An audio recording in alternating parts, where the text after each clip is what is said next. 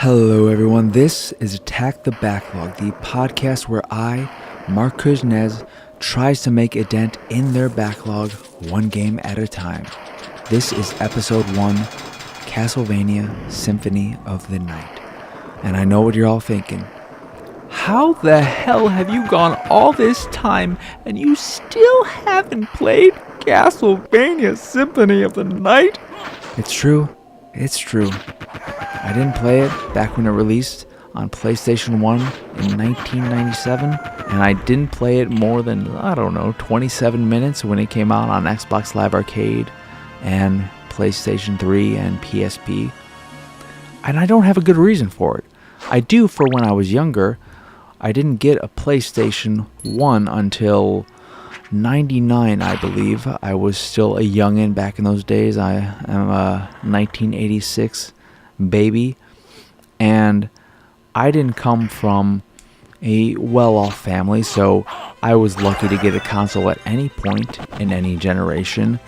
And when it came to games, I was left to whatever was available at my Blockbuster in their little sale rack, which came with a clear case, and if a game came with multiple discs, you only got one of the discs, which was fun when I thought I was getting Metal Gear Solid and ended up getting the VR missions only. That wasn't the greatest discovery, but I didn't get my PlayStation until a few years after Symphony of the Night came out, and that never graced my Blockbuster sale rack, and I was lucky to get one game a year brand new, and Symphony of the Night never really crossed my path, and it might be because I wasn't there when it came out. And then fast forward to its Xbox Live Arcade release and all that, I bought it, I played it for a little, but for whatever reason I just didn't stick with it. Maybe something else came out at the same time, I don't know, but I eventually fell in love with the Castlevania series, with the GBA games. You had Harmony of Dissonance, Circle of the Moon, and my personal favorite, Area of Sorrow, which is still my favorite of the Castlevania franchise, though Symphony of the Night may top it. I don't know. But I just never went back, and even when it was easily available and I owned a copy of it, I never got around to playing it until right now. And I am so happy that I did, because this will come as no surprise to those who have already played the game. Castlevania Symphony of the Night is a fantastic game. It is gorgeous. It still looks great today. I do wish I played it on a Switch if it was available, or on the PSP, just because I have to imagine it would look incredible on a smaller screen. But even playing it on my big screen TV, it still looked great. The visuals are fantastic, and part of that may be because games harken back to that pixelated art style these days, and so while it is old, it still feels new and fresh. And another part of that is just the incredible variety to the game aesthetically, with just how many different environments there are, how many different enemy designs there are. There are some really crazy out there enemies, like this one that has a really weird name that I am not even going to begin to try and pronounce or remember.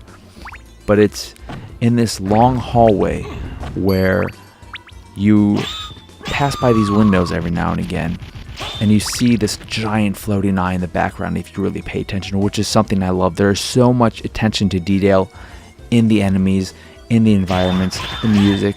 So much of it is just so finely crafted, and you could see all the love and sweat and tears that was poured into every single millimeter of this game. But in this hallway, there are these like lizardy creatures that have tails with half-naked women on them who spit fireballs at you. And that was the first time in the game where I was like, whoa, this is wild. This is wild. Because before that, I think you're just fighting skeletons and armored, not creatures, but just armored men and whatnot. But then I got to that room and it kept going and going, and I was like, oh my god, I can't take these creatures anymore. And then there are these like giant Venus flytraps, like the big creature from Little Shop of Horrors, that spit these little balls that turn you to stone. And it was at that point that I was like, man, this game really is something special, because it has so much in it. There's just so much to it. There are all these types of enemies. The environment keeps changing. I was so surprised by how many different types of environments are in the game, from your underground caverns to your more decadent gothic cathedral-esque looking environments, to clock towers, to a library. There's just so much. There's like this very mechanical area with these stupid Medusa heads that I hate. I hate the Medusa heads so much because they're just so frustrating, especially when you first walk into this one environment that has all these mechanical bits and these harpies flying around that I just hate. I hate everything about that area. But you go there, at least I got there before I was able to not take damage from water. And right at the beginning, these things will just knock you into the water and you'll take damage, and it was very frustrating. There's also the Royal Chapel, which was maybe my first fight with frustration in the game. Going up those stupid stairs where you kill the Tyrannosaurus Rex skulls, and the one on the bottom is spitting fire down at you as you're climbing up the stairs. And then there's one skull that is just hanging on the top. It's like, hey, I'm just chilling up here. You kill the one on the bottom, and then what does the one on top do? It just starts tumbling slowly down the stairs. And I thought maybe if I go off the screen, go far enough down, it'll disappear.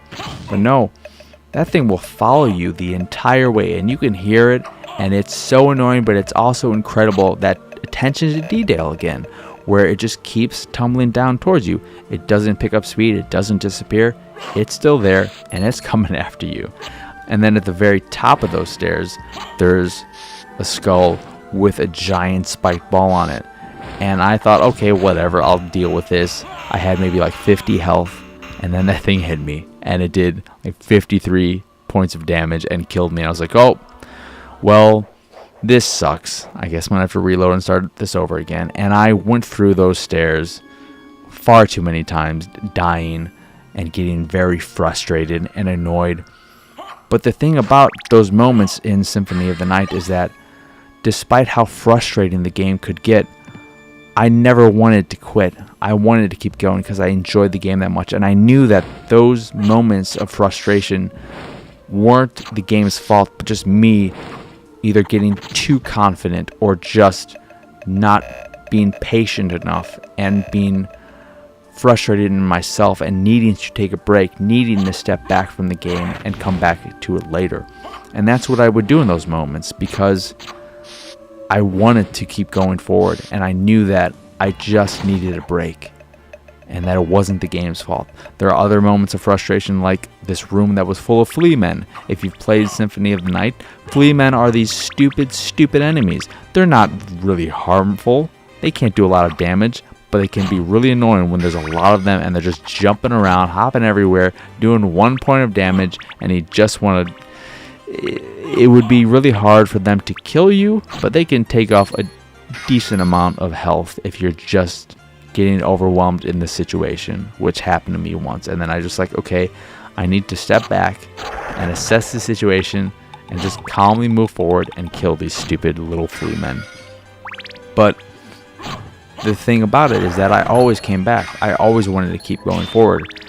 And I love the way the game, at every moment where I thought, okay, I don't know where I'm supposed to go, I would just look at the map or think about it and go somewhere and try something. And 9 times out of 10, it would be the right thing. Or if not the right thing, it would be something. It would be one path that I could go down now because I've unlocked an ability. I've unlocked the ability to open doors. I've unlocked double jump. Speaking of double jump is a game changer. When you unlock that, you feel so incredibly powerful. It's one of two game changers. The other one being the soul of a bat, which allows you to turn into a bat and fly around, and then you just feel like, well, I can go anywhere now. This entire world is completely open to me. There's nowhere I can't go.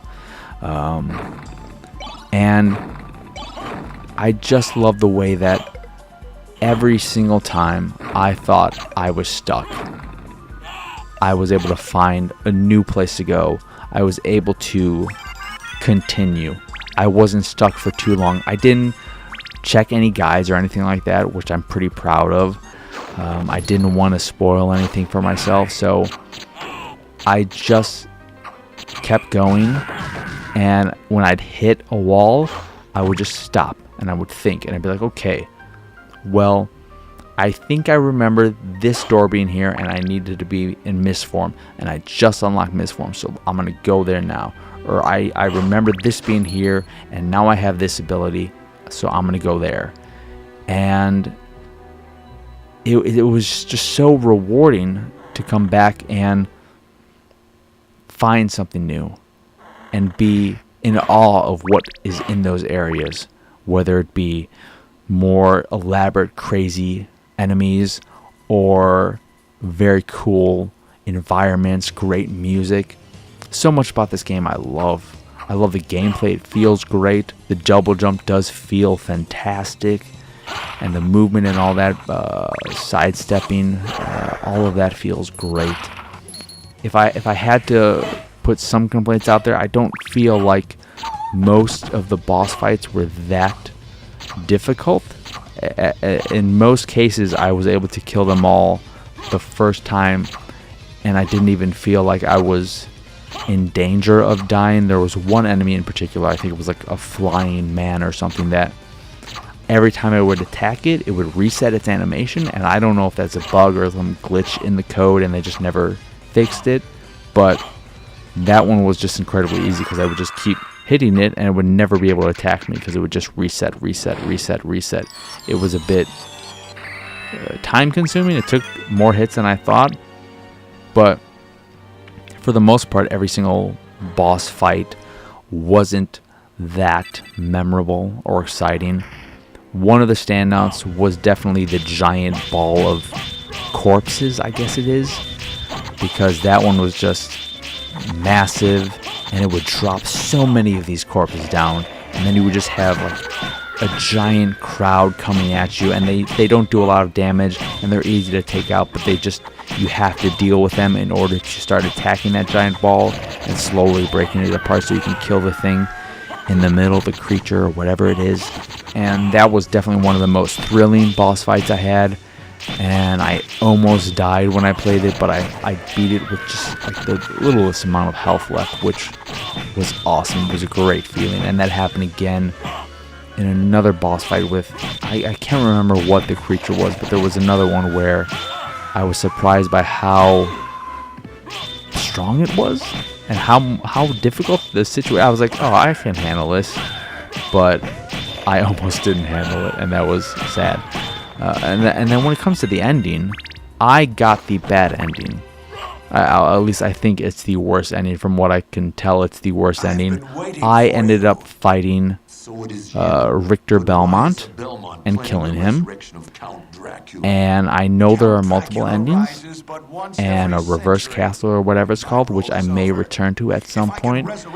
But after I got that ending, and as I don't want to say unsatisfying as it was, but I didn't feel great killing Richter Belmont. And I forgot to mention this, the game starts at the end of the last Castlevania game, which is, I forget what it's called, Blood something. I didn't play that game either, and I remember when I first booted up Symphony of the Night that I was thinking, ooh, should I cancel this and play that game instead? But I didn't. Rondo of Blood, that's the name of it. So it starts at the end of that, and I remember playing that and just thinking, ooh, this feels very classic Castlevania like. And I like that intro. It felt good. It reminded me of the original Castlevania games that I played and never got too far in. Simon's Quest, I was always too scared when it transitioned to night and everything turned horrible, and I turned my NES off every single time when that happened. But when I got the ending to Symphony of the Night, I thought, yeah, I know there are other endings, but I'm happy with this. I am satisfied with my experience. Will I ever come back to this?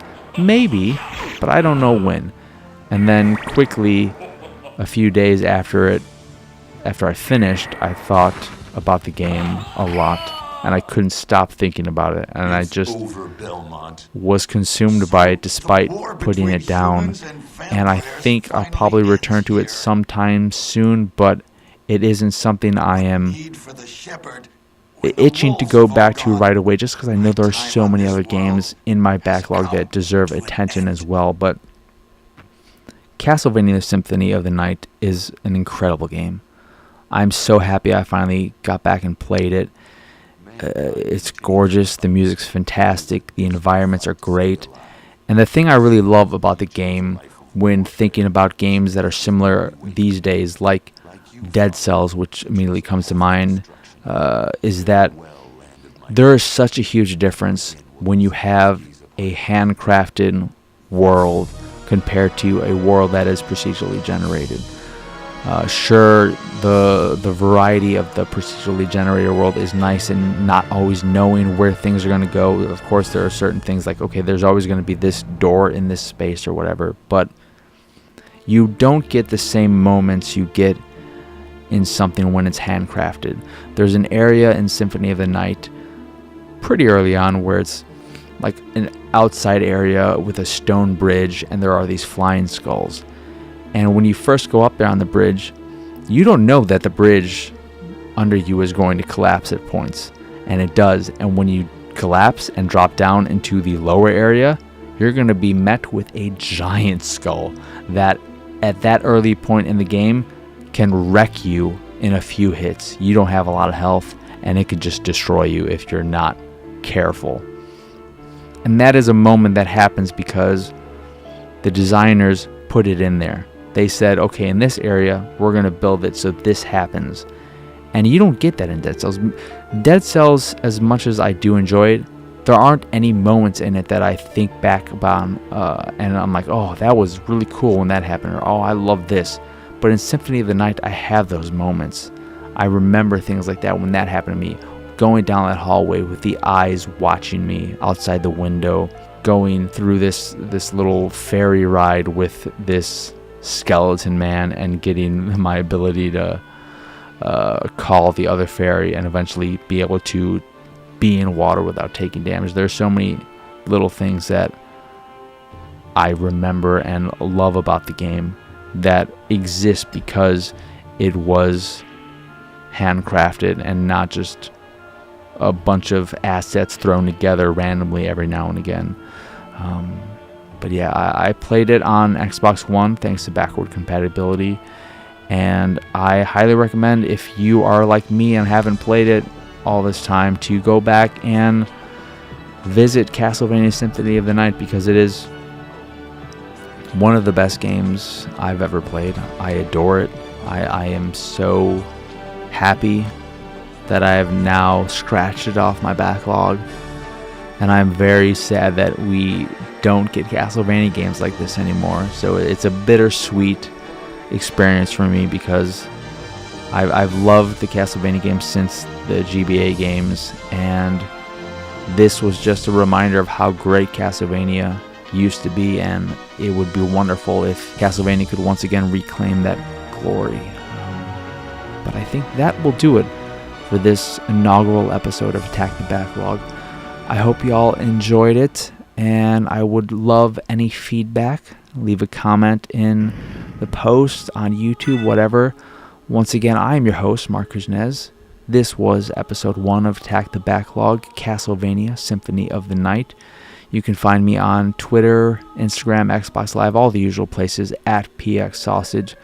The site is, of course, pixelatedsausage.com, where you can find this here podcast, the Pixelated Sausage Podcast and the Pixelated Paranormal Podcast, which are all available on podcast services across the globe like Stitcher Radio, Google Play, and Apple Podcasts.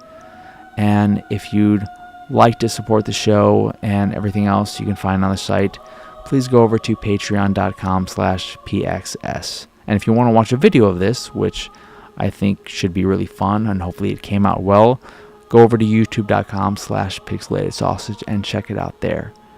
So thank you for listening or for watching, and have a wonderful, wonderful day.